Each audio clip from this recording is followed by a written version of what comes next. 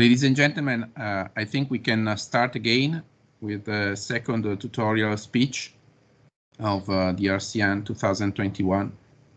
So please welcome back, and I leave the podium to Prosper Shemuil, who will introduce and chair this the next session. Thank you. Prosper. Okay, can you hear me? Yes. Yes. Good morning, everyone, or good afternoon, or good evening from our Japanese friend. I'm Prosper Shemuil. I'm a researcher at CNAM, which is a school, engineering school in Paris. I'm a research adjunct since last June. Before I was a research director on future network at Orange, the main service provider. I was in the Orange lab, and I carried out my research for 36 years there. So it's my pleasure to be the chair of this second tutorial session, where we have the pleasure to welcome Michele Nogueira. Michele Nogueira is now an associate professor in the computer science department at Federal University of Minas Gerais in Belo Horizonte, that she joined recently. She received her doctorate in computer science from the University of Pierre-Marie Curie, now Sorbonne University in Paris, France.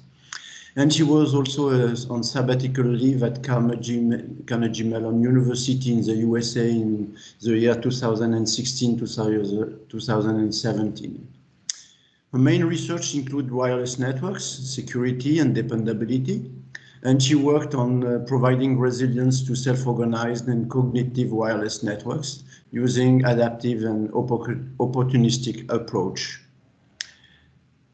She has been a recipient of academic scholarship from Brazilian government in her undergraduate and graduate years, and of international grants such as the one she received from the ACM SIGCOM Geodiversity Program. She has served as a associate technical editor for IEEE Communication magazine, and she's quite involved in the IEEE ComSoc Internal Technical Committee, where she is currently the chair. She's an ACM and IEEE senior member. So today, Michele will talk about security, privacy, and resilience in the Internet of Health Things. So welcome, Michele, and the floor is yours now. Thank you, Prosper. It's my great pleasure to be here. We are friends for so long.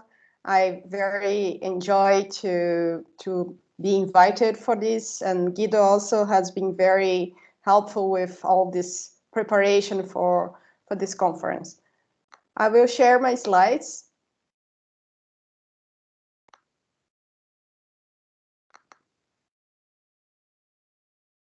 Please give me some signs if you are seeing.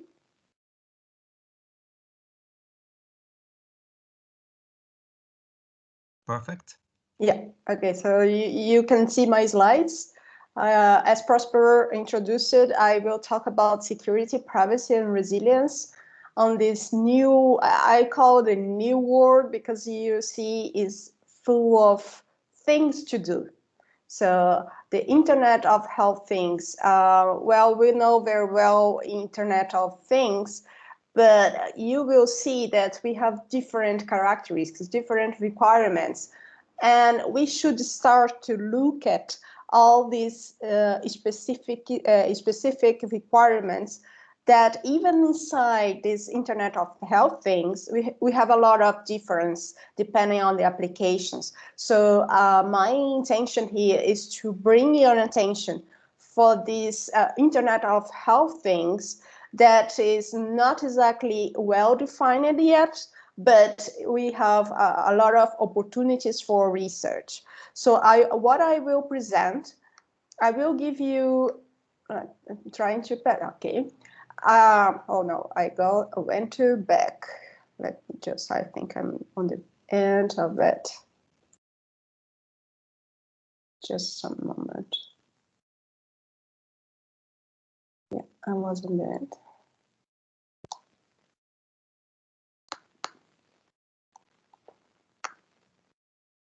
Okay, now it's fine.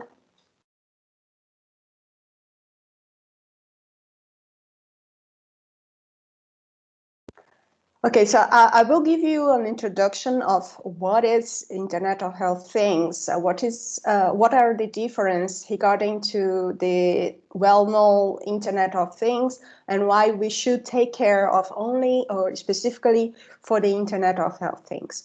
I will show you some challenges that we have. The main challenge, a little bit of the background regarding to dependability, resilience, just to to give you an uniform view of this concept to make easier our interactions. After, I will give you some examples regarding to resilience, security, and privacy in this Internet of Health Things. Please think about something that is in construction. So what we see from the literature, and I would like to you that is attending this tutorial to not take as something that is done. So it's a lot of things that we have opportunities, as I mentioned before. So please keep your mind open to these new ideas. After, I will show you some test beds that we have regarding to the use or the possibilities to test our solutions, then research directions and final considerations. First of all, I would like to say that this work that I'm presenting here is not only done by myself. So this is a teamwork. I have I'm very glad to collaborate with all these people that I'm showing here, and they are very helpful with these collaborations and inputs regarding to what I will present. Well, let's come back and think about the internet from the beginning. And we could say that we had Internet of Places where we have these computers, and basically what we interact is with the places where those computers could be located. After we started to evolve this idea and we started to think about the people that were using those devices and computers, and we also started to have these personal devices that could interact with the internet. Another step that we had studied for so long is the Internet of Things. So these different devices that evolved, computer devices that evolved and could be placed elsewhere, everywhere. I don't know if you have some issue, Guido. I don't know if you've seen. Yeah, we are seeing the slide. No problem. Oh, okay, good. Yeah. So we had this involvement for the Internet of Things, and a lot of studies came up, and we needed to understand how to interact those devices that, as just an example, but you probably already know, these lights, there's smartphones, our appliance, all could be connected to the internet. And this is what we see today. Of course, is still we have still place to evolve in terms of popularization and use of those devices, but this is already the reality that we have, and the number of the devices that we have just increase every time.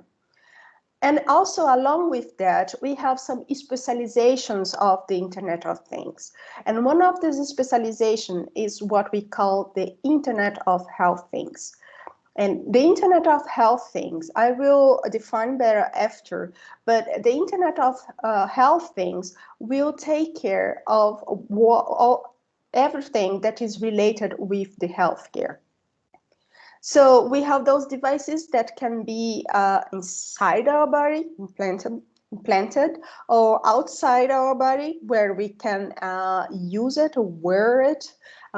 That those devices called wearable devices, and then we need to interact those devices or connect those devices among themselves and also with the internet.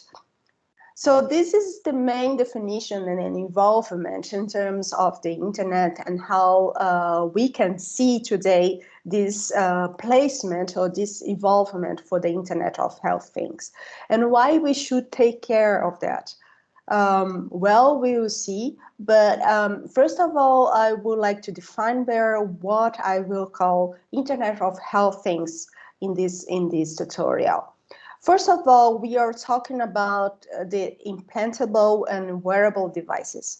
So we can have devices that are inside our body, like some nano devices that have been developed, or some nano labs that can release medicines inside our body. This is already in some kind of prototypes. And also we are talking about the wearable devices as smartwatches or smart glasses, those trackers that we already is very common in every time.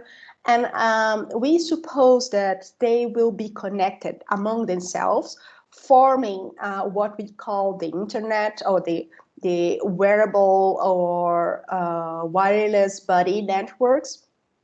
And we have some kind of points of interest or coordinator that can get the information that those devices collect and send to the internet. In the same way, we also can have the communication from the internet with all these devices that are inside this small network. And we can send control messages to, for instance, release some medicines, as I mentioned before.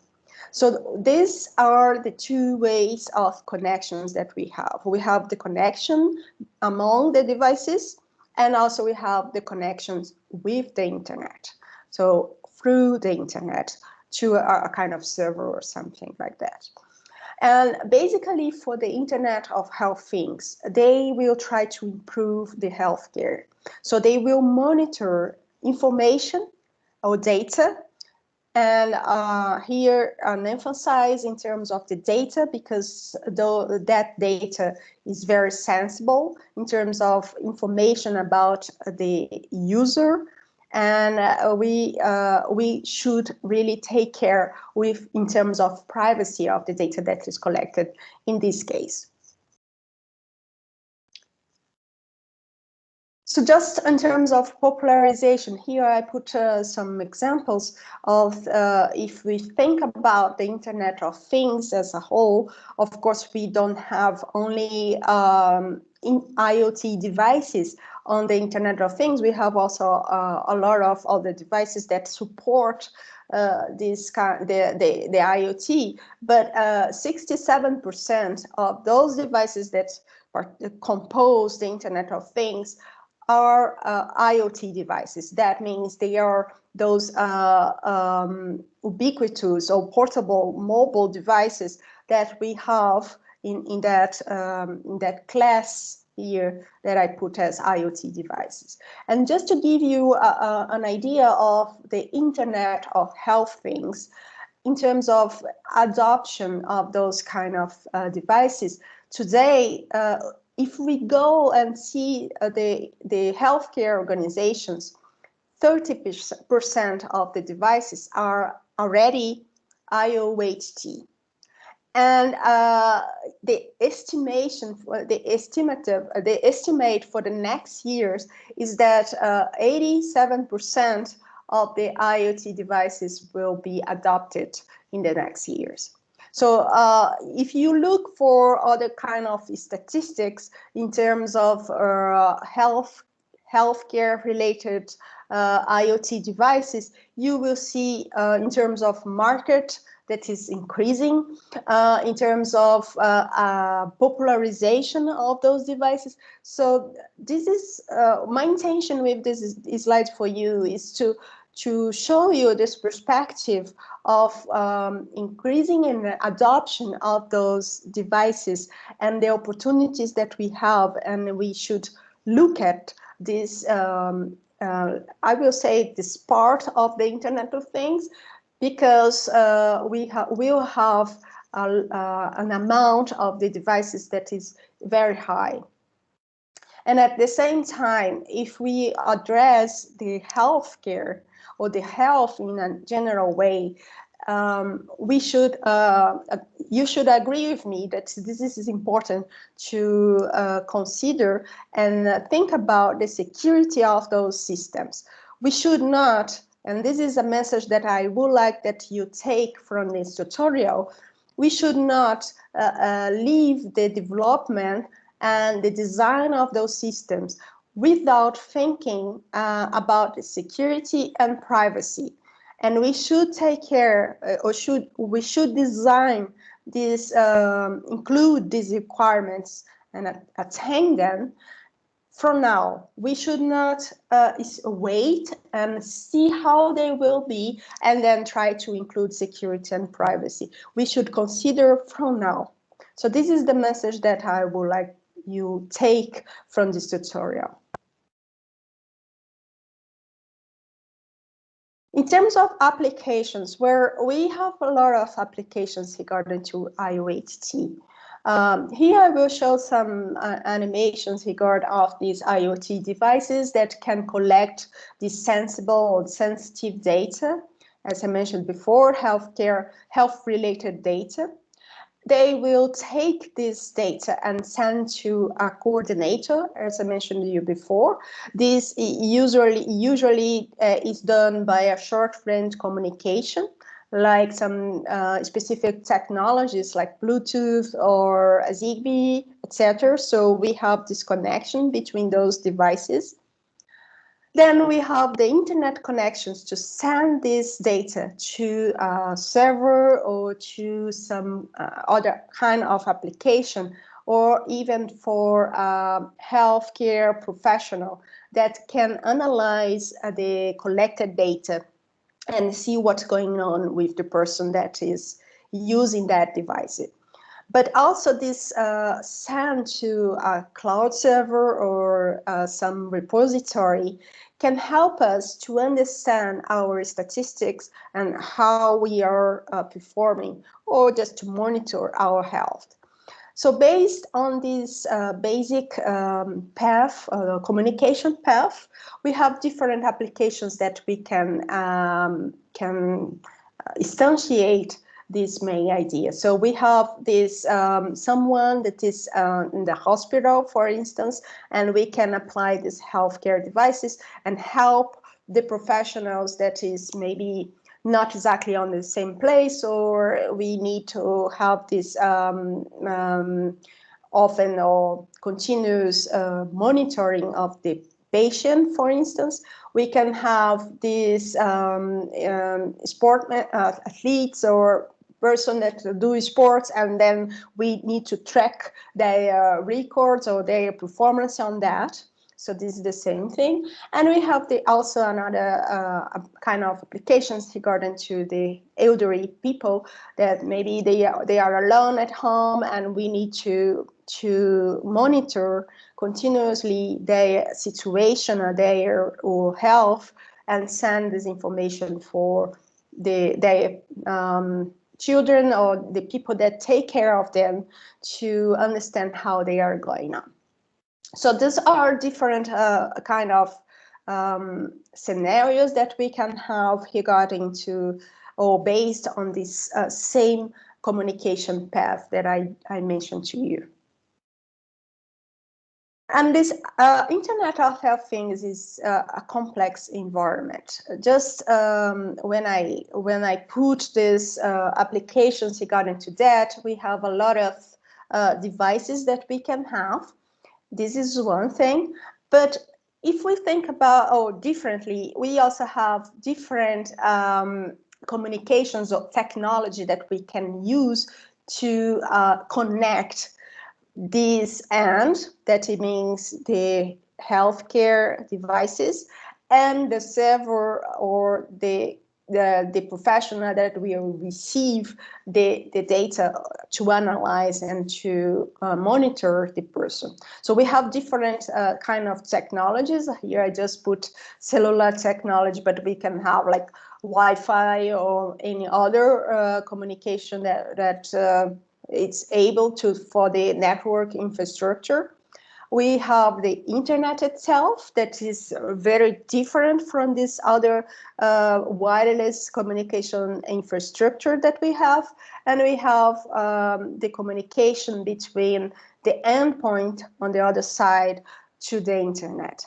So when we think about all this stuff, this already makes the environment very, very complex.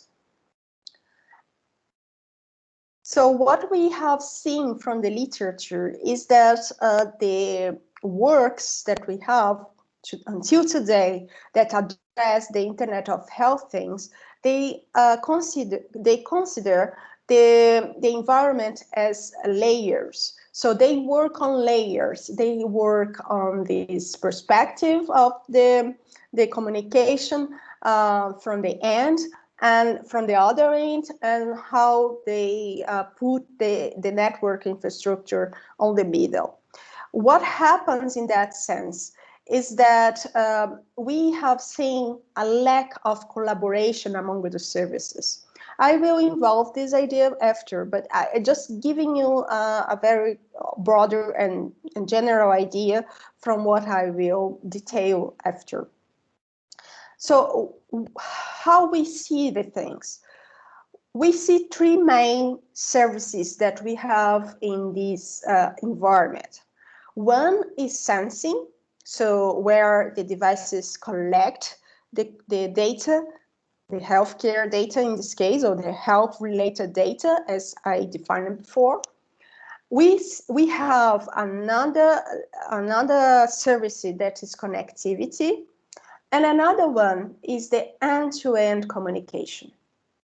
So just coming back to the connectivity, I mean connectivity, the connectivity between or among the devices inside the IoT, the devices, the wearable devices or implantable devices, and also the communication between the coordinator and the internet, for instance, by using these technologies that you are seeing in these slides.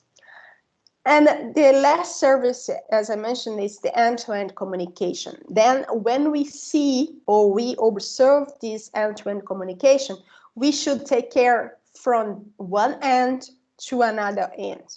So we should take care of all this communication path.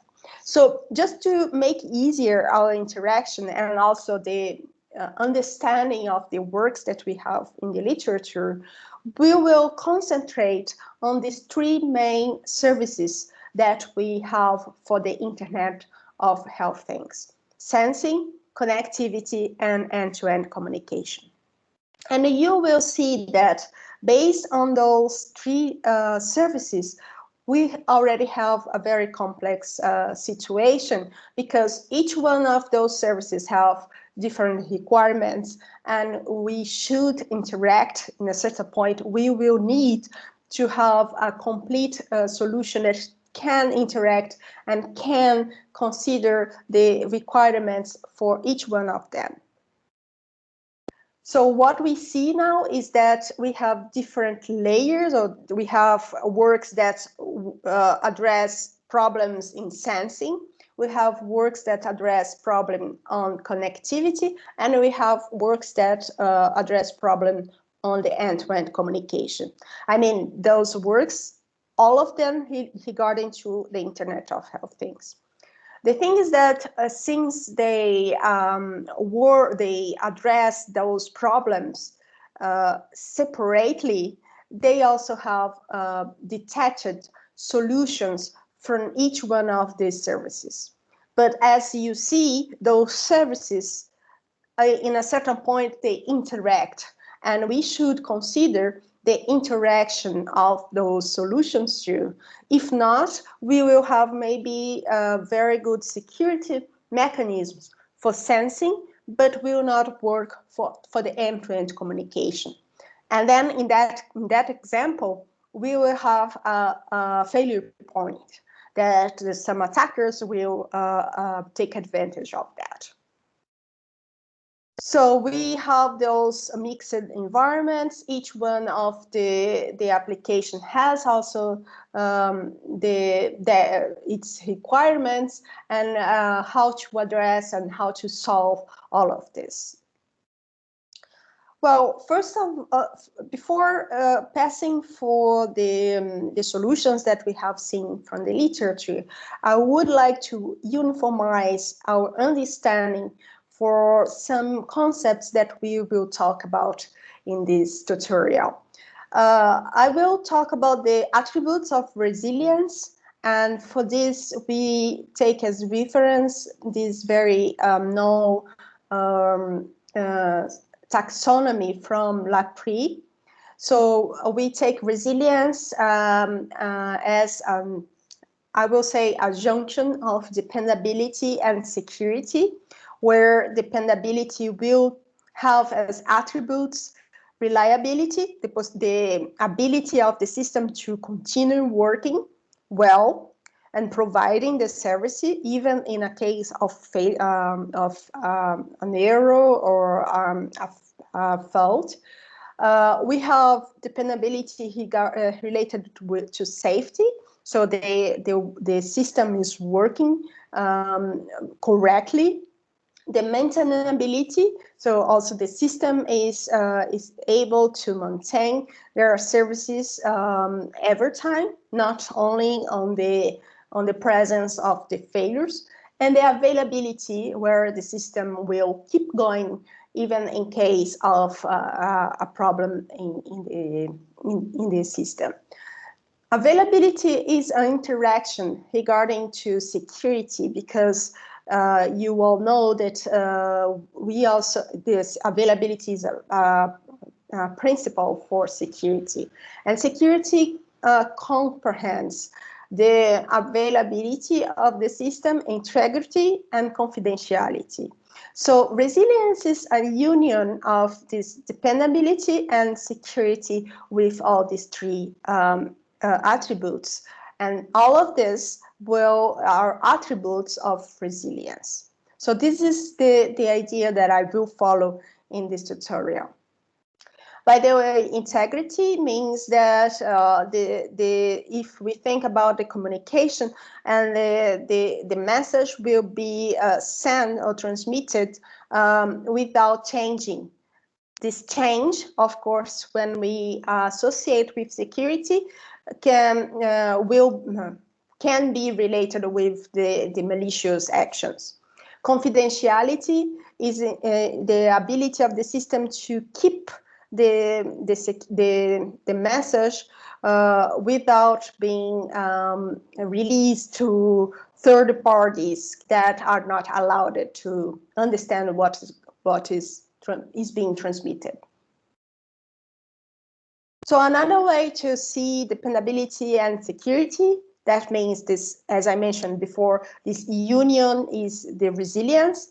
We can see regarding to the attributes, as I just mentioned to you, we could see as threats, failure, errors, and faults. And we can see as approaches to achieve the resilience. Threats, well, we have faults that is considered the cause of some errors in the system. An error means when the system is not operating or is not executing as expected or as implemented, and this error can result in a failure. For instance, when the system stops because we have an error and the error was caused by some faults, some vulnerabilities in the system that could bring or to result in a failure of the system. So this is the idea of the threats, and we have different levels of these threats in the system. Of course, as soon as we address them, address the threats as soon as higher is the probability you have to keep the system in the expected way of operation. So the best of the literature is going each time more to understand and to address the level of faults in terms of security, in terms of they will try to address the vulnerabilities that we have in the system. So we should understand, detect what are the vulnerabilities that the system has, and then try to solve it before that vulnerability can be exploited and cause an error and probably a failure on the system. I will give you an example regarding to security, and particularly regarding to the availability of the system. That is the DDoS attacks, where this kind of attacks starts with the malwares trying to exploit the vulnerabilities that we have in the devices. So they start looking for the vulnerabilities, trying to exploit that vulnerability, coming or to infect the system, group, all these malwares will be grouped, and then they will attack to cause a failure on the system. That means the denial of the service. So this is a very this is an example of these three levels of threats. And as I mentioned, the literature is trying to go even time more to understand or to address these threats in the level of faults. Before, we were very concentrated in the level of failure and not on the faults. So this approaches regarding to how to address that. We can work on in terms of fault prevention, fault tolerance, fault removal, and fault forecasting. Prevention, we try to not have that. Once we have it, because this can happen in terms of implementation and the design of the system. If we could not prevent the fault, then we try to tolerate the fault and remove the fault as much as fast as possible. And we also can work on the fault forecasting and predicting the faults that we may have. So those are the main approaches that we have to address the threats in this resilience literature.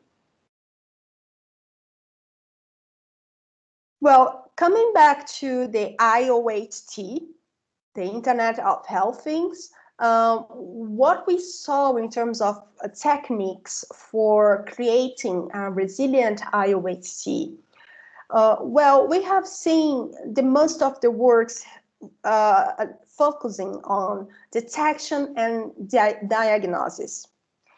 Many of the works address how to monitor the faults or recover from the faults. Another branch of works that we have seen are regarding to the intrusion detection. And as the traditional literature, we have seen works addressing this intrusion detection based on the signature of the attacks and based on anomaly. Signature, personally, I think that if we work with an environment that is so complex as IoT, and we have different devices that come in and come out every time, so it's so dynamic, or can be very dynamic in terms of the location and the mobility of the users, etc. Working on intrusion detection based on the signature could not be a very good approach for that case, because we have a lot of what we call in security, what we call zero-day attacks.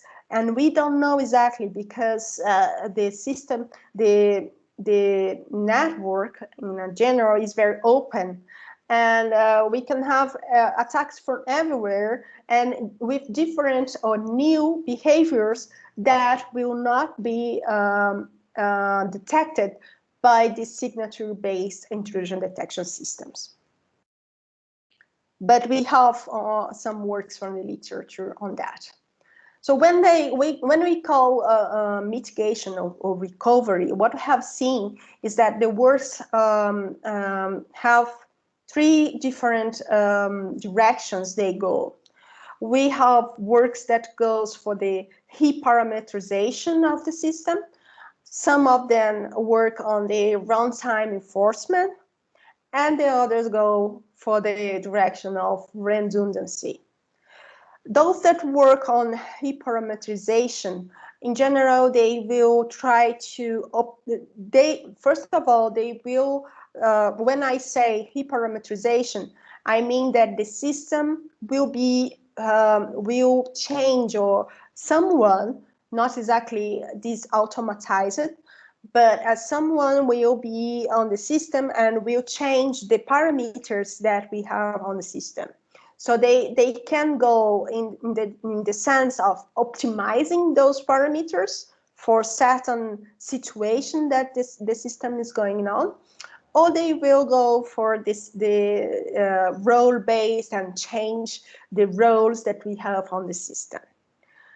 Another direction is when we have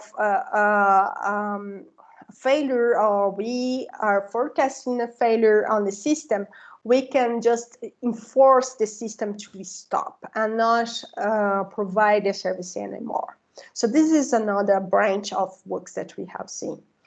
And the last one is related to redundancy. And then we have systems that will continue to working on and try to restart, or to have some redirection of the traffic, for instance, or relocate the servers or the devices from one place to another place, or replace some components on the systems. So these four are the different ways to address, or we have seen works addressing redundancy in the literature regarding to IOHT.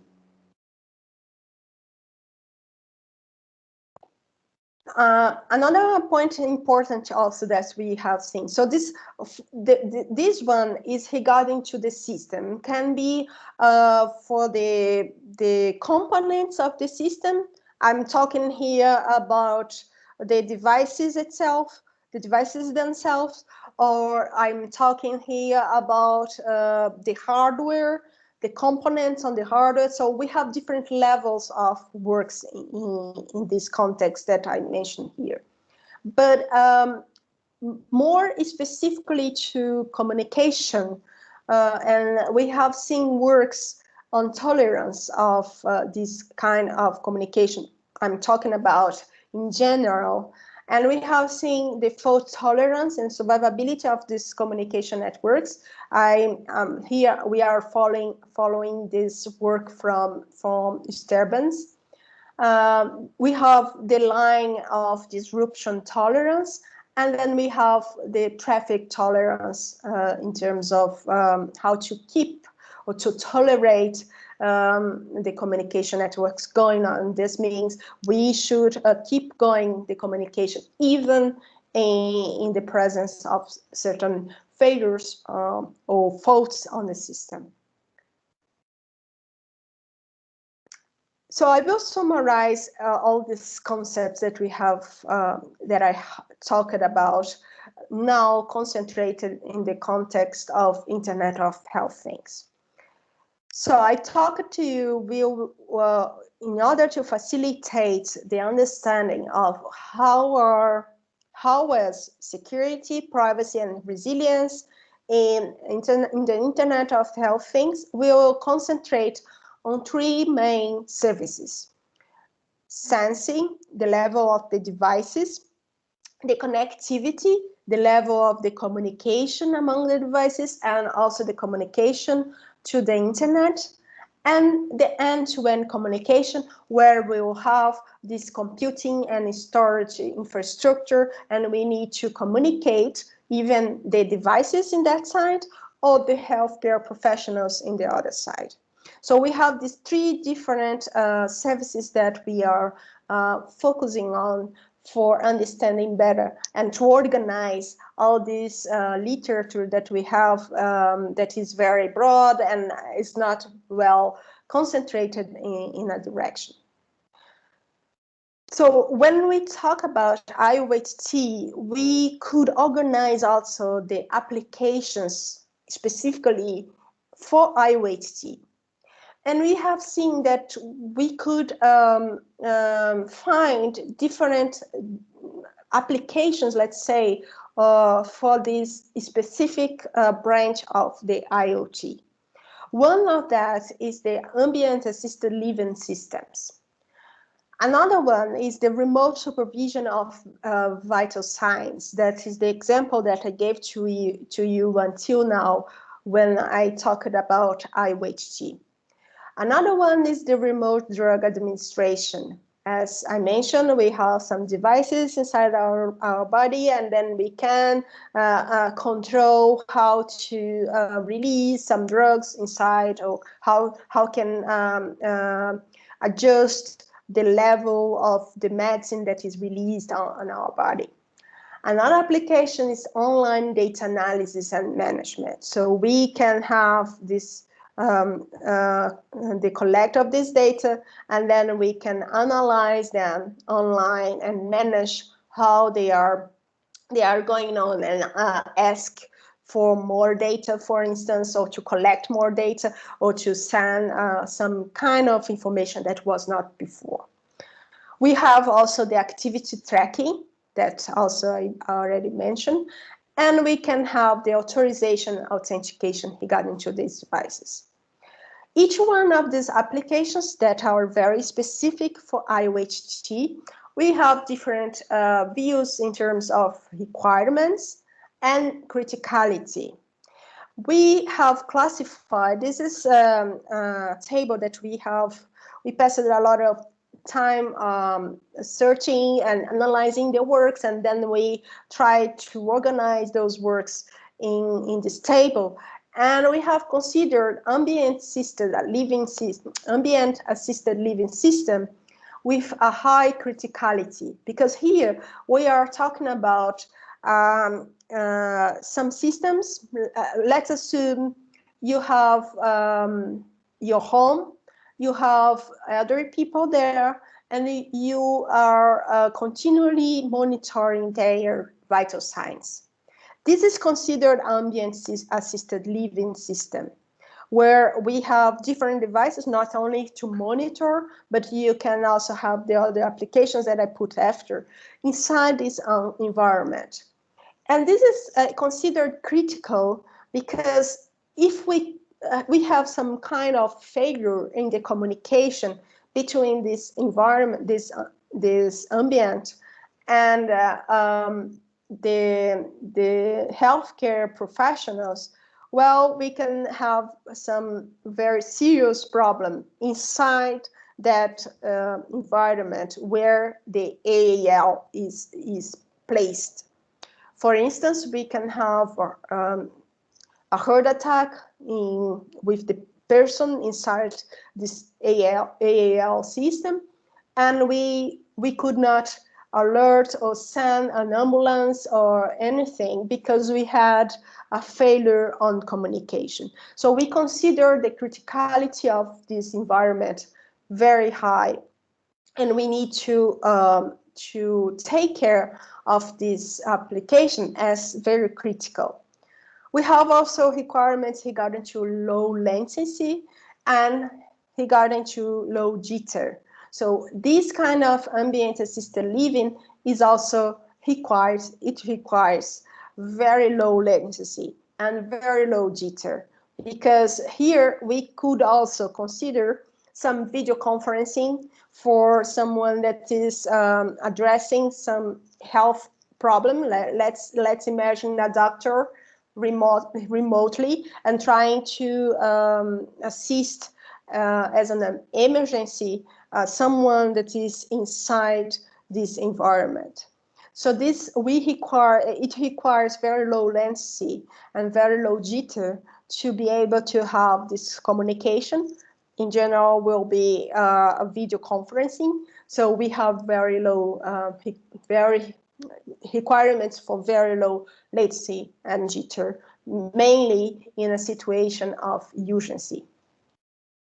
So for the remote supervision of vital signs, we also consider very critical. So it's critical. It requires also low latency, but it doesn't matter if you have low jitter or not.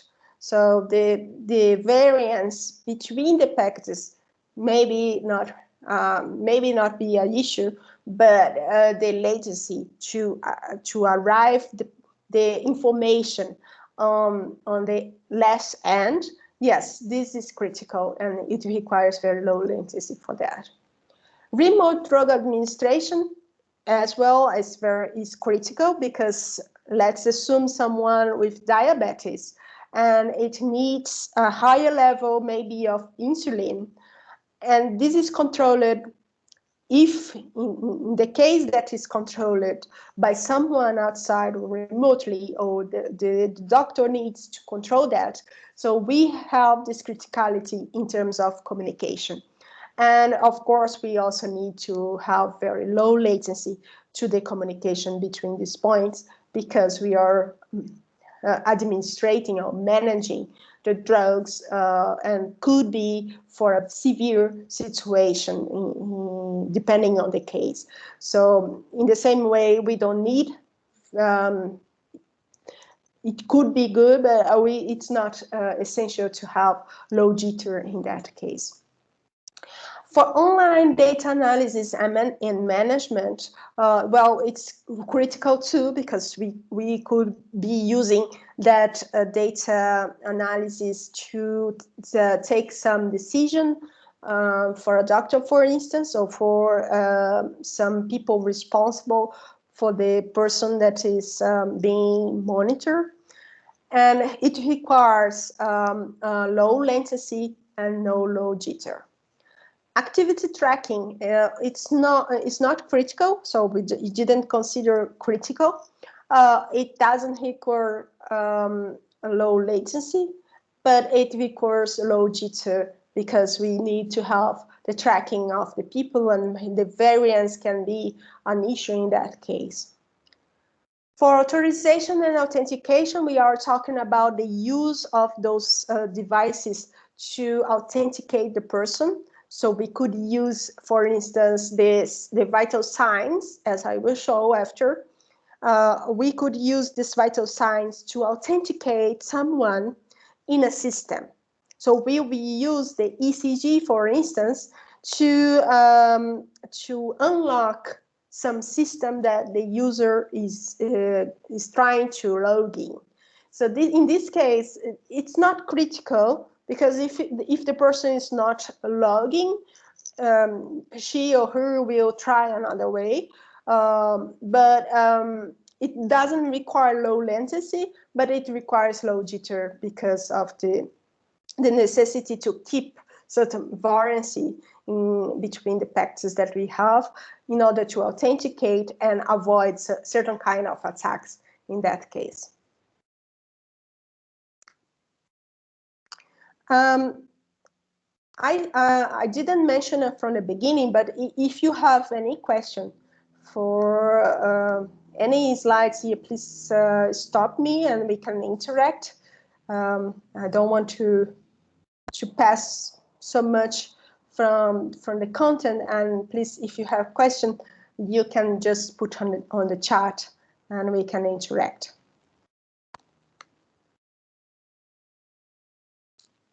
So I will come back for this idea of the IoT communication resilience. I will show right now the requirements that we have for the IoT communication. So as I mentioned, we are following these three main services: sensing, connectivity, and end-to-end communication. Regarding to sensing, in terms of requirements we would like to have a system, or this part of the system, easy, secure, and remote in terms of configuration. So we could have remote configuration for that, because once we see the number of devices that we may have, could be very could not be helpful if you don't have this remote communication.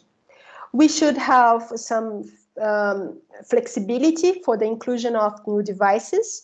So this is also an issue when we talk about healthcare, because from one side we need to take care and to control who will be included or which devices will be included in this network.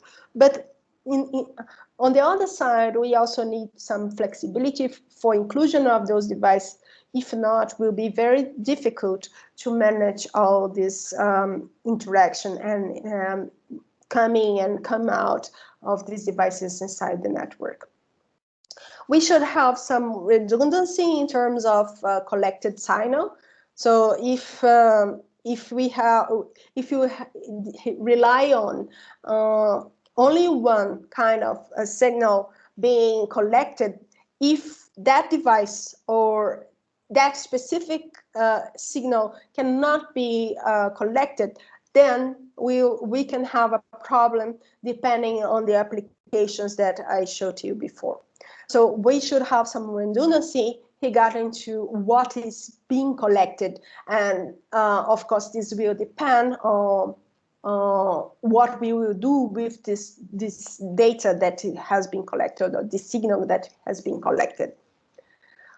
Another requirement that we have put here is the local buffer for the case of connectivity issues, because we collect the data, and those devices have very limited capacity. So, but maybe we should keep some data buffered, because not in all cases the devices will be able to immediately transmit that collected data to a coordinator of the network, or even to the internet.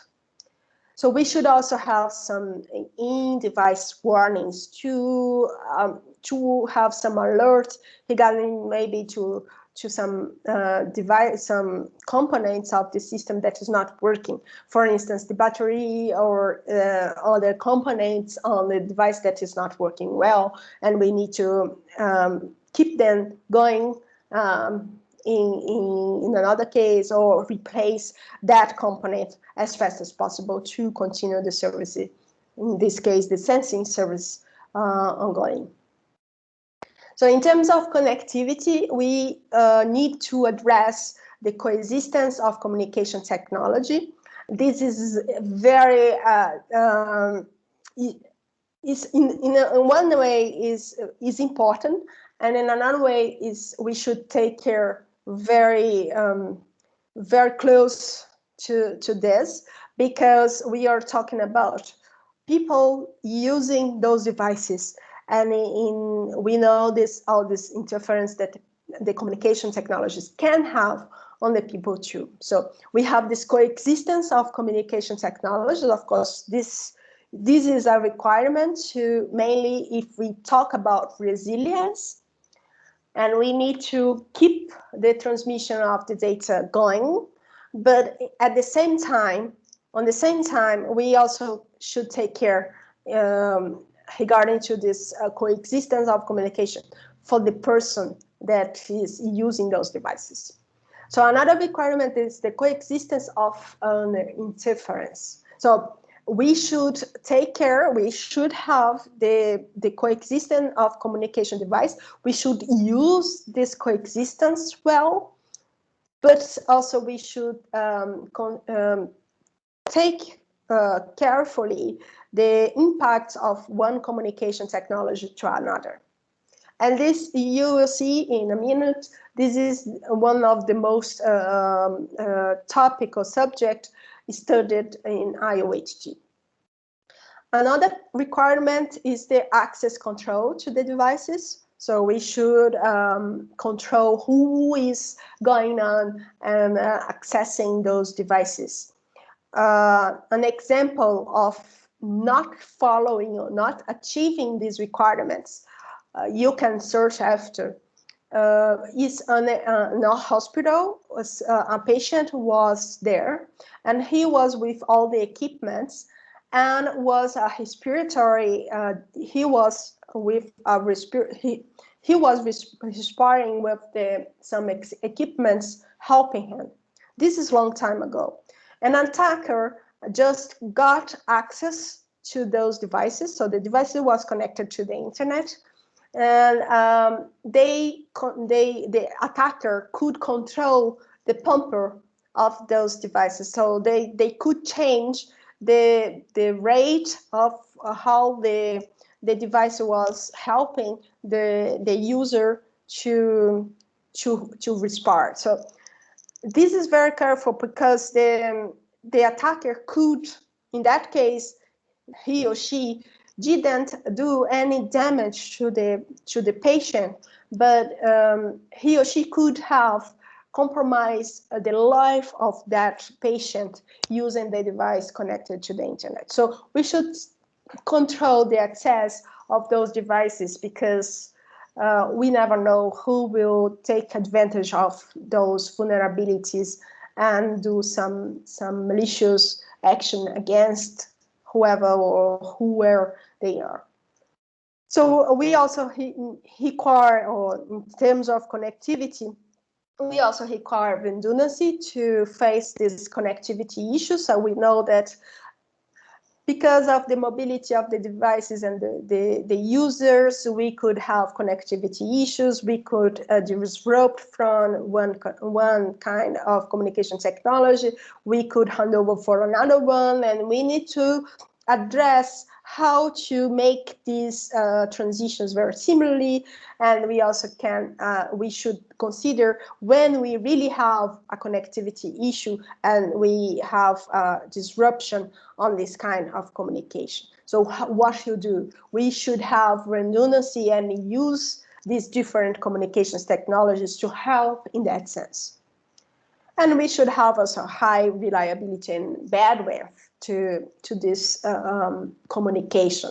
Of course, this last point is very challenging, mainly the part of the bandwidth, because in certain ways, we are limited with the abilities of the capabilities of the communication technologies. Of course, this is evolving, like with the 5G, with the 6G, we will have be involved, but still not all of those devices will be able to have this higher bandwidth.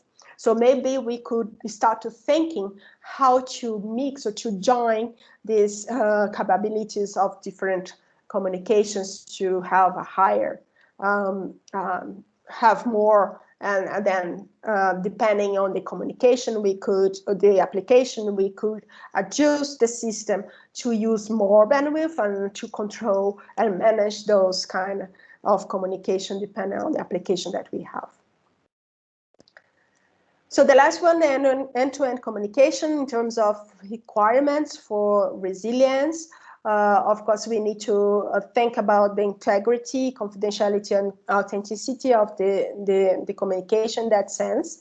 We should consider to use multiple healthcare providers. So what we see now is to using only one healthcare provider.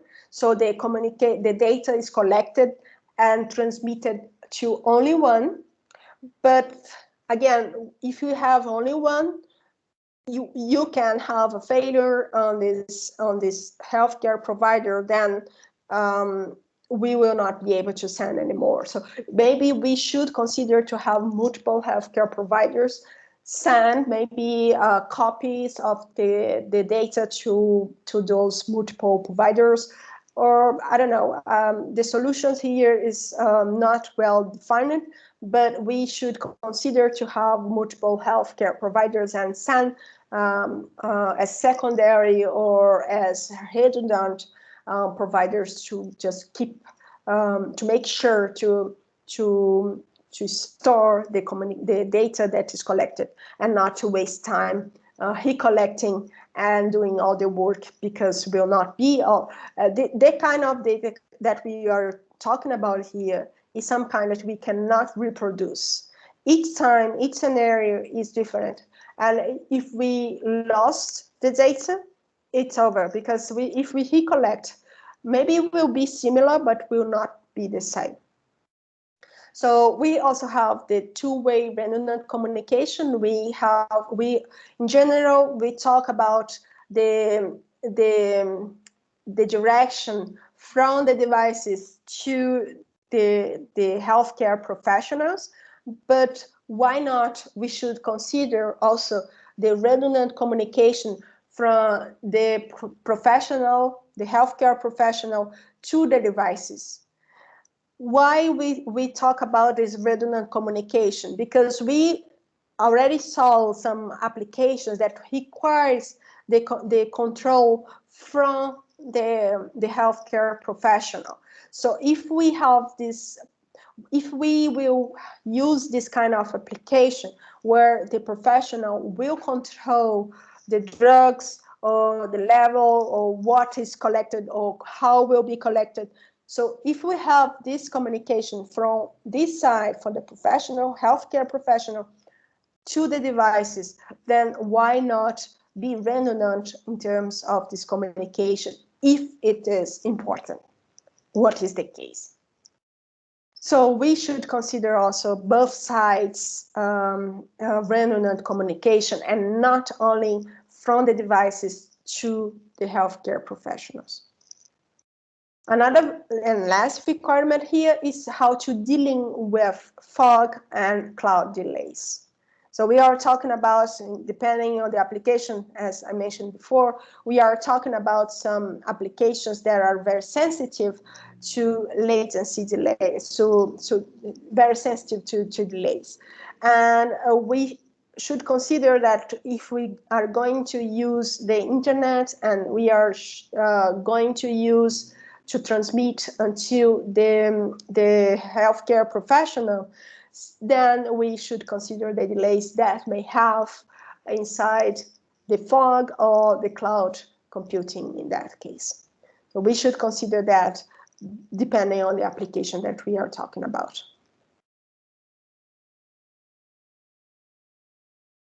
So to summarize, we have seen this resilience with all the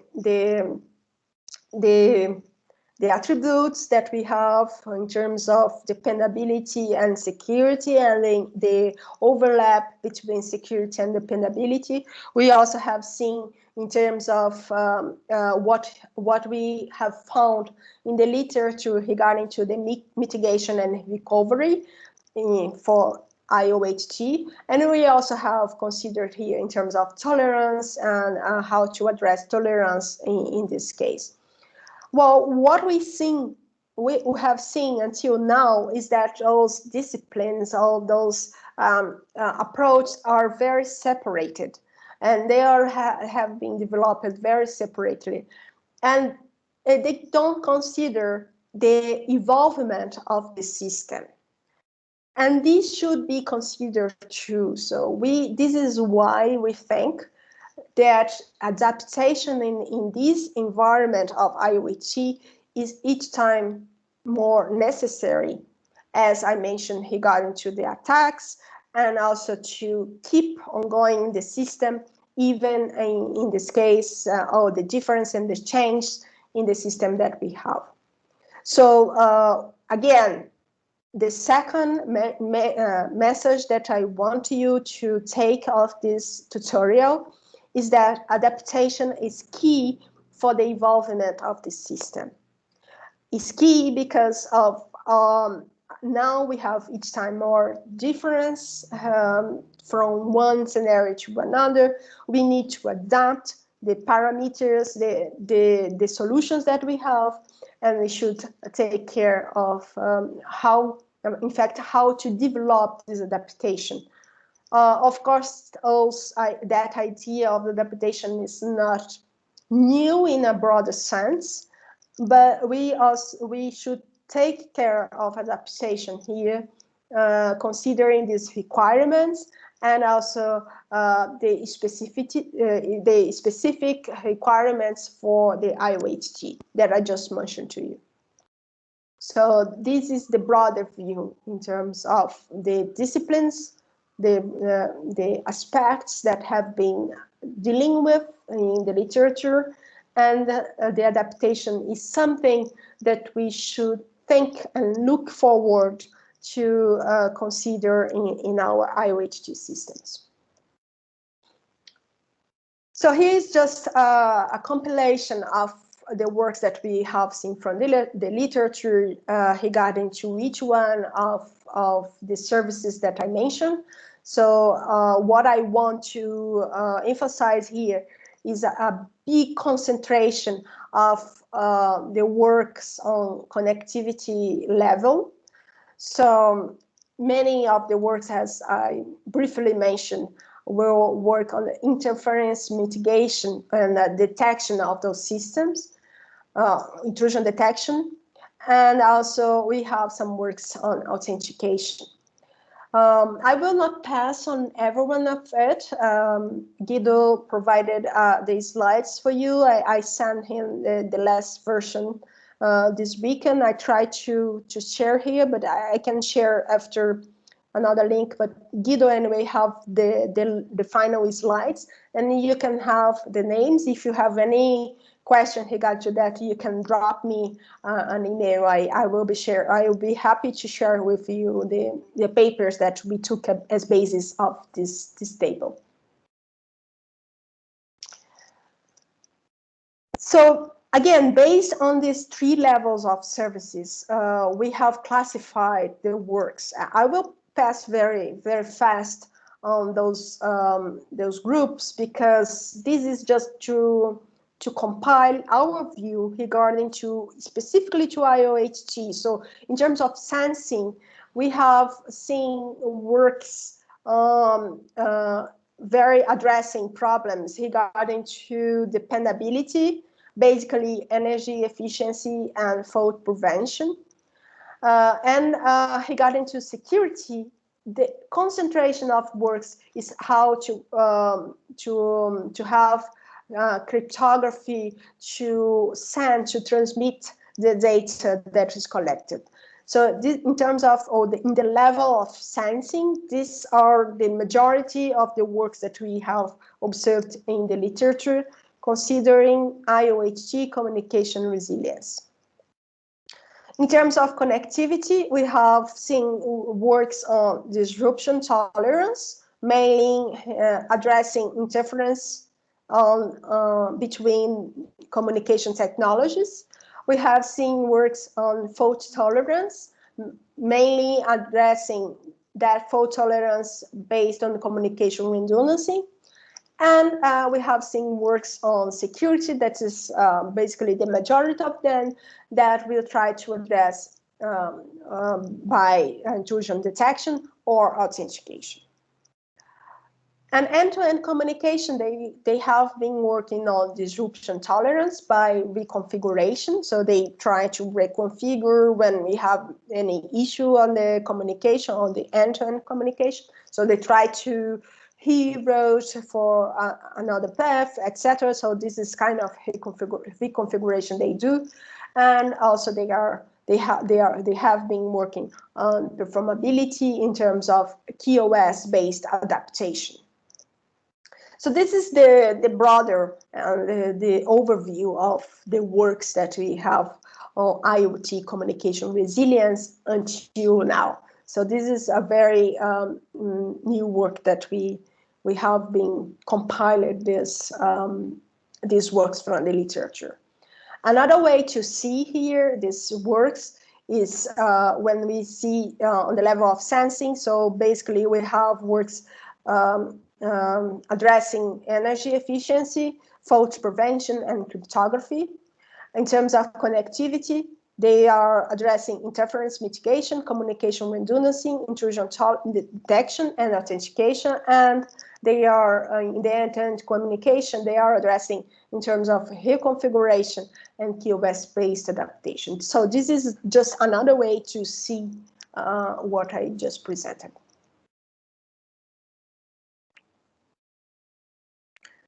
So what I will do from now, I will, if you don't have any question until now, I will spend this last 20 minutes of our tutorial to briefly giving you some examples of work that we have done in the sensing level, in the end-to-end communication level, and another last one that I will talk about the privacy. So I will very fast to present you this. It's just an example, which, as I mentioned from the beginning, is not, those works are not finished works or done. They are evolving, but just to give you a flavor of what have been investigated in terms of sensing, in terms of end-to-end communication, and at the end, to summarize our tutorial, I will present the privacy work. So I'm assuming that you don't have any question. I don't see any question from the chat, so I will continue on from this. I have some questions, okay. Michele, but I just want to, Michelle, I wanted to know whether you would like to address them now. I think there are a few questions because that I feel interesting.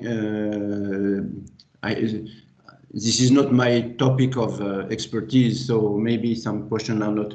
But for example, you mentioned that the devices, they are connected. In fact, they have multi-access. You don't know in advance which protocol they will use or which network they will use, whether it would be 3G, Wi-Fi, or 5G or anything else.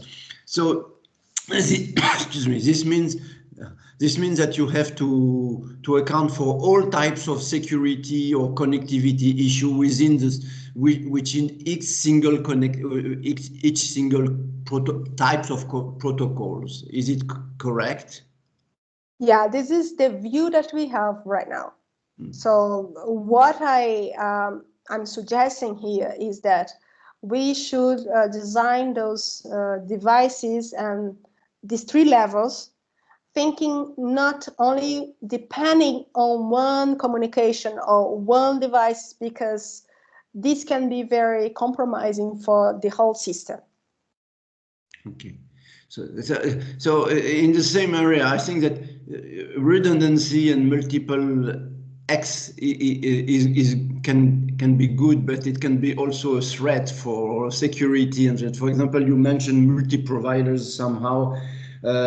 In your slide 20, for example, but as long as you increase the number of providers, the number of networks, the number of devices, it increases also the need for better security and mostly privacy. Is there any compromise or trade-off to address here to try to figure out what would be the best case? Yeah, well, this is an open question in terms of research. What we have seen from the literature is people trying to focus on the design of these different levels. So that question that you just mentioned is very challenging.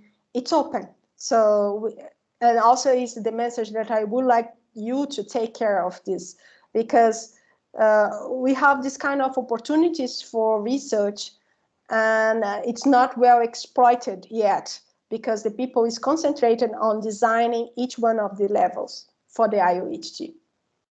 Okay, and if you allow me, I have a last question, but which is more about architectural.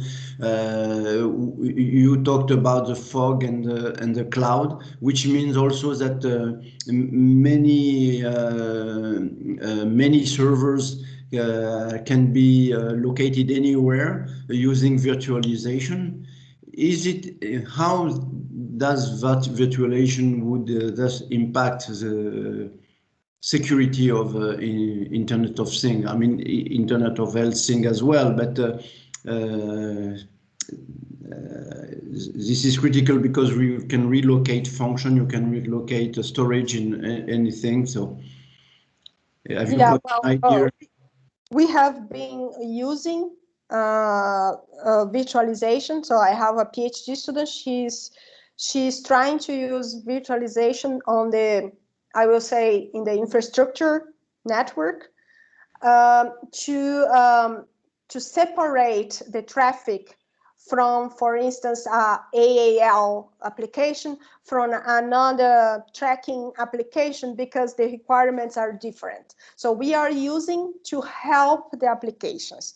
But of course, you are right that once we have that, the security perspective comes very complex, because then now we have to take care of this level and take care of the other level, and we can change the how we visualize the use of the infrastructure from one time to another. So we should take care of security. It's so complex in terms of. Yeah, I agree. I think since I asked question, I think that someone else is willing to ask you a question. I think it's Achille. Yeah. Hello, Michelle. This is Achille Patavina from Politecnico di Milano. I have a very simple question, just to try to understand how these objectives match with the actual technologies. You mentioned in slide 19, I think, that there are critical parameters, non-critical parameters, and you mentioned delay, jitter. Also, you mentioned the presence of buffers to save data in case of absence of communication. How these parameters are felt critical, considering the different sections of communications or communication resources that you will use, access, fog, cloud. Which is the most critical part for these parameters, according to your view? So my view is driven by the applications. So we should observe what the applications requires. And this is why my point regarding to the adaptation of the system, because if we have, like Prosper was talking about, the virtualization of the functions, we could maybe create something that will adapt depending on the application that we are addressing in that moment.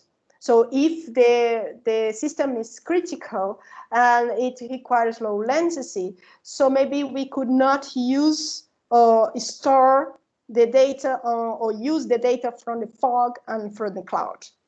So this is kind of adjustment and adaptation that we need to think about. Okay. So this is my personal view from that.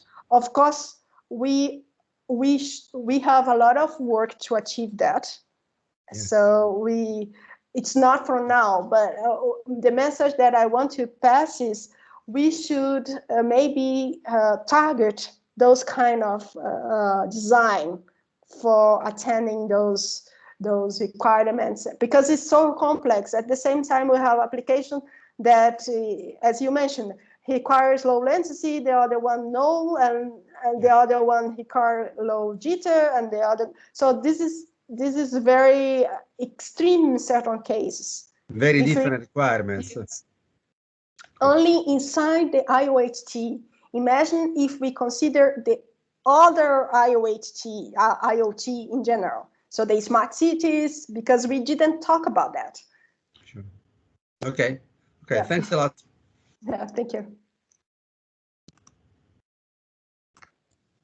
Any other questions, so we can proceed with the end of the tutorial? 5 seconds. 5, 4, 3, 2, 1. Go, Michelle.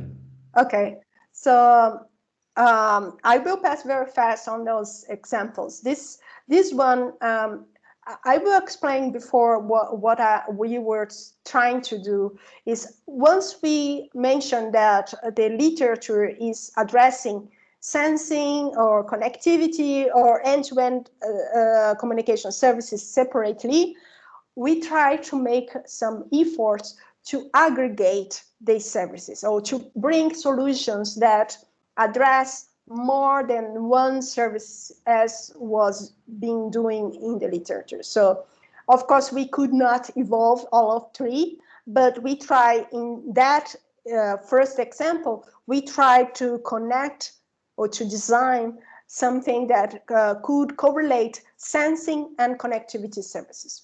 So we try to employ security and fault tolerance in this first example.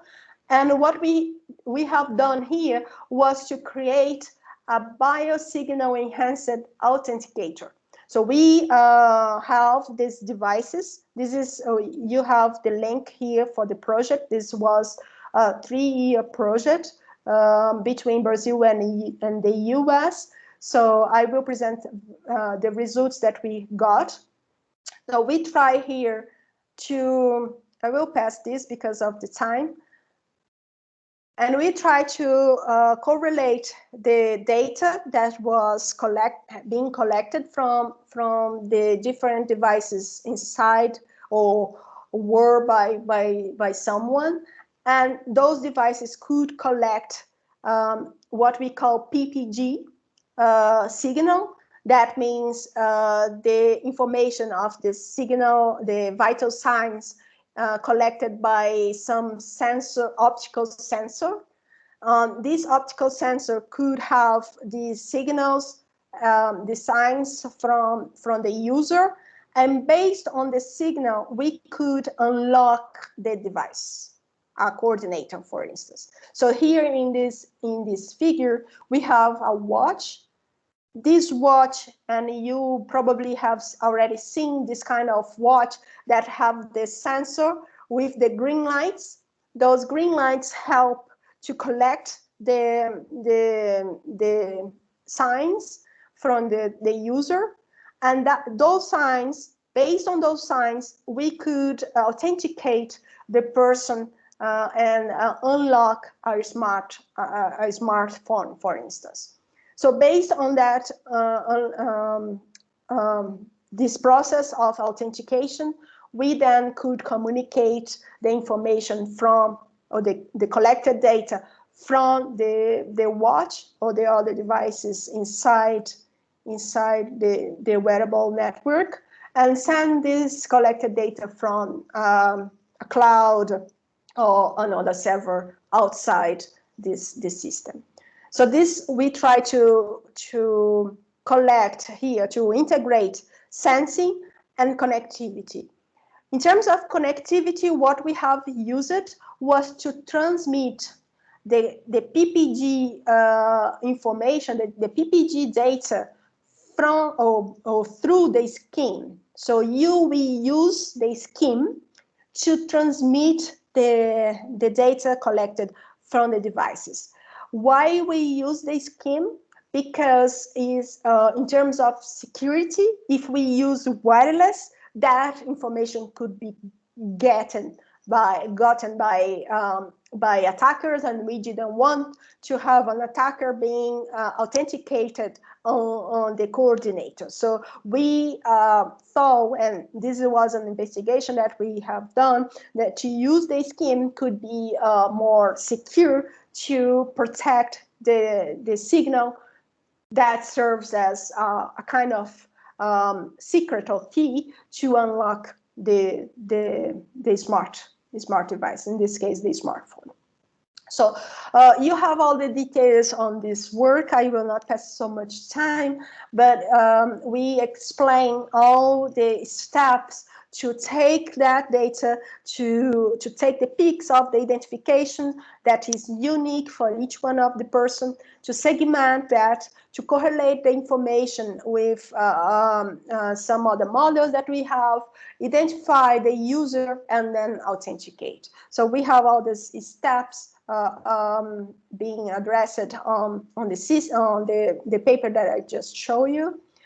And these are examples of the sensor that we have used. As I mentioned, is the PPG sensor, the same that you have in this watch.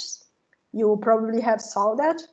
And this is how to explain how the green light can help to collect based on the density of the blood on based on our skin. So we have the peaks that identify the distance, etc. So I will not go in the details, but we have all this authentication model where we can extract, we can collect the signal, pre-processing it, extract the feature, and then we have we can mix with the reference model and then try to identify the user and unlock the smartphone to transmit the data collected from the other devices on the network. So yeah, so this is more example of that. You have also the slides after. If you have any question regarding to that, I will be helpful I will be happy to answer that. So these are some pictures from the experimental environment that we have created here. Here you see in this right side artificial skin, because we could not test on ourselves to see if it's working on. So we used this artificial skin to really test our ideas. Here are some more details regarding to the PPG signals that I will pass very fast here, just to show you how to authenticate. So that example was to mix the sensing and the connectivity. In terms of sensing, we have used this specific type of sensor. And for the connectivity here, we have used the skin as connectivity service, of course, after we use the conventional network infrastructure to transmit the rest of the data to a server. We could identify or authenticate the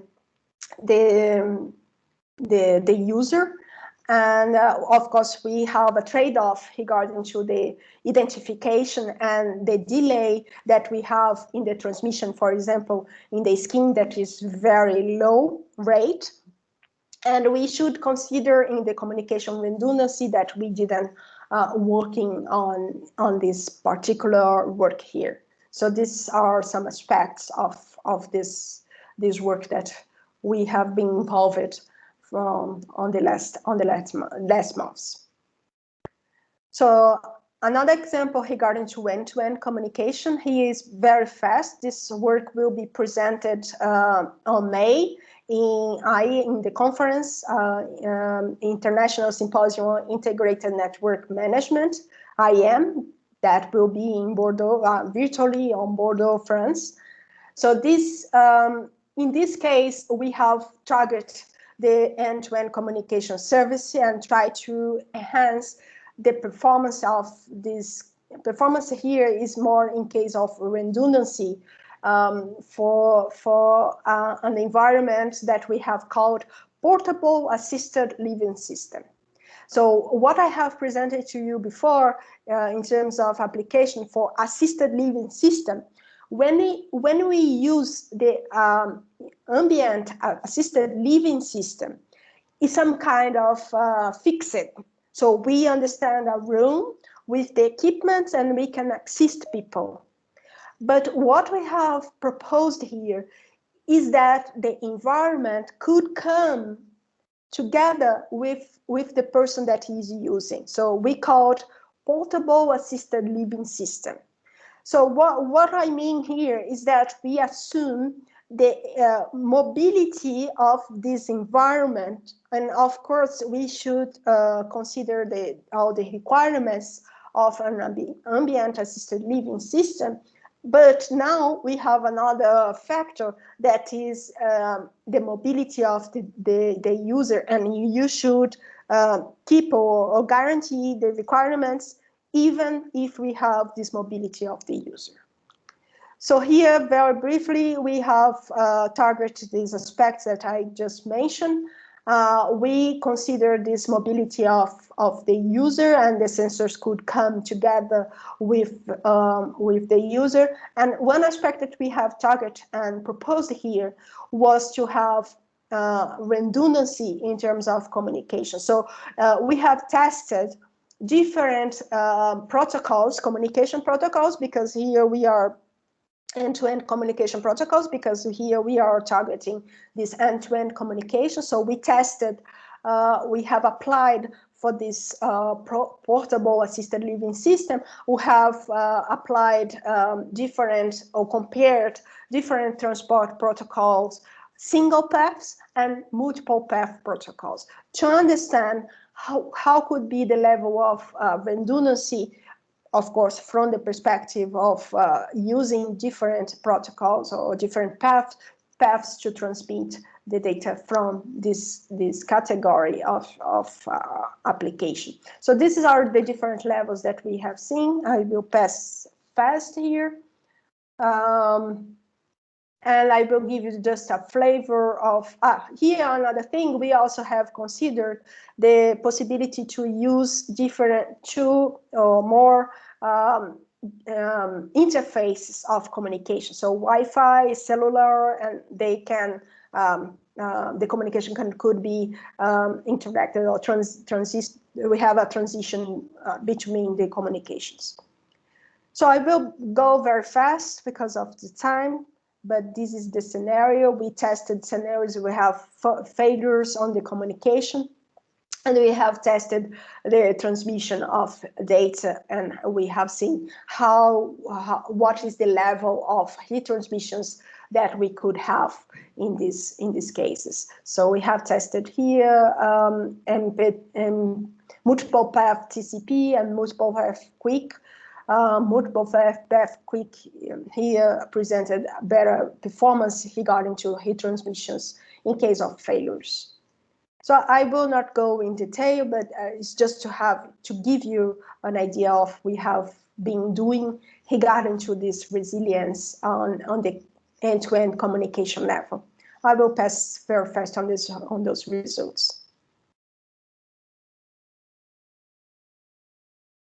So some insights that we had, we could improve in terms of assisted living application, considering mobility. We have tested some specific situations regarding to communication redundancy, and it seems that is a direction to exploit more and to see more results in that sense. So this is the part regarding to end-to-end communication. Prosper, I would like to know if I have some minutes to proceed with, just to give you a flavor of privacy, or do you think I can just skip that part and conclude the tutorial? I'm just worried about the time. Honestly, I think it's a bit up to you, Michel. If you don't exceed 5 minutes, I think it's okay. Or if it's too exhaustive, maybe we can skip. But it's up to you. Maybe you could give a flavor of what is inside. Yes. Okay, yeah, I will just summarize what we have done in terms of privacy, because as I mentioned in the beginning, we are dealing with data that is very sensible. We don't know that people, for instance, knows what kind of disease you have, or if you are using or have a device implanted that can control the drugs that you need. So this kind of data is we should take care very carefully, mainly if we go transmit this data by the internet or through the internet. So what we have started to investigate in this sense was, first of all, could we release some information regarding to the privacy of users just analyzing the traffic? So as first step, before trying to solve something, we try to test and we make a question ourselves. Could we understand or release some privacy of the people just regarding the network traffic? So this was the first question that we made. And so we did a lot of certain kind of tests. We have here some the main scenario that we have used. So we consider different devices inside a domestic a home, for instance. And just to conclude, we have applied some machine learning classification algorithms. And we took the network traffic and analyzed the traffic.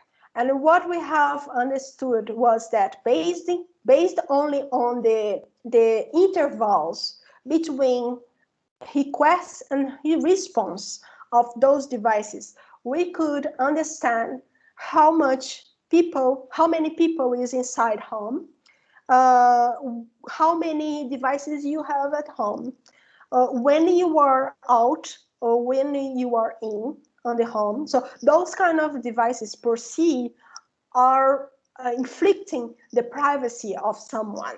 So this is very, very compromising, and we should take care of that, because this is a kind of attack called side channel attacks.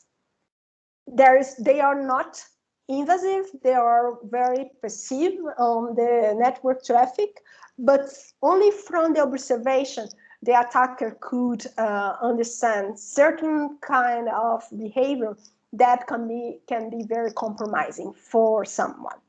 So here we have proposed an architecture and try to obfuscate this kind of leak that we may have from the literature. Of course, we have other methods in the literature, like including fake traffic, inserting some delays. Of course, they have also some drawbacks, but we have chosen to insert some delays in the packages to obfuscate and to avoid the attacker to see and to extract the information from the traffic. So this we tested using the Fit IoT lab, and we have got some results regarding to the obfuscation of the behavior of the user and the environment that we have. So this is basically what we have done regarding to the privacy. Some other research is going on that sense. And I would like to conclude the tutorial. I put here some specific environments that you can use to test. I chosen two to bring your attention. One is the Fit IoT Lab in France. It's European. The other one is the Fed for Fire IoT Lab. This is also from the European, is an European effort to create these test beds to be able to test. But I would like to emphasize that those labs are very related to IoT and not IoHT. So they are not specific to IoHT. We have created a local environment. Unfortunately, it's not able to have a remote access. But we have been, this is just pictures that I showed before about our local environment of test. And we have a project that consider the possibility to create this kind of IoT testbed, and we will include these specific devices for IoHT. So this is the intention on that. So as research directions, I would like just to emphasize all these challenges that we have been talking about regarding to privacy, to how to have this trade-off related to resilience and security. So this is a very complex context. We need to handle this complexity. It's not simple, it's not easy. And I really feel that we should be leading by the adaptation and the design based on the adaptation and the use of that. Of course, now we have technologies that can help more with this adaptation. For instance, the virtualization and the virtualization of the network functions and other functions on the system. So we have an advance on the technologies that can help us to think about the adaptation in this kind of scenario that we have been working on. So I just put here some broader view of what we have talked about, the Internet of Health Things, the different applications that we have. It's a complex system. I separate in terms of communication on sensing, connectivity, and end-to-end services. I emphasize again the adaptation necessity, how to achieve it. Some examples that I gave to you about work that we have been done, and the research opportunities that we have in that sense, that you have seen that there's a lot of work that we have to do to involve that area. So I thank you for your attendance. Prosper, I'm sorry I passed 11 minutes on no, that's no problem, Michel. Thank you very much. I think you addressed a very important aspect of e-health application, which is security and privacy by design. I think this was a very interesting talk. I'm sure that the attendees will appreciate, and we are looking forward to reading the slide. Once again, Michel, thank you very much for your presentation and having accepted to present this tutorial this morning, this early morning to you. I'm sure that all people will join me in cheering you up for this tutorial. Thank you very much again, and I think it's time to close this session. Thank you, and talk to you next. Thank you. Bye. I think, yeah, please. Oh, thank you, Michel. Sorry, just a question for you is if you can send the updated presentation to Guido. Thank you very much. Yeah, this is the same version that I sent to him on Saturday. Okay, thank you. Thank you. Bye. Bye, everyone. Bye-bye. I think it's time for a quick hot pizza. We have 45 minutes now, so please enjoy, and we come back at 2 o'clock, if I'm correct, because we have a workshop on programmable networks, if I'm correct. On next generation network, enterprise network, I think. Yeah, virtualization in next generation enterprise network. So the meeting is closed for time. Bye-bye. Thank you all. Enjoy your lunch.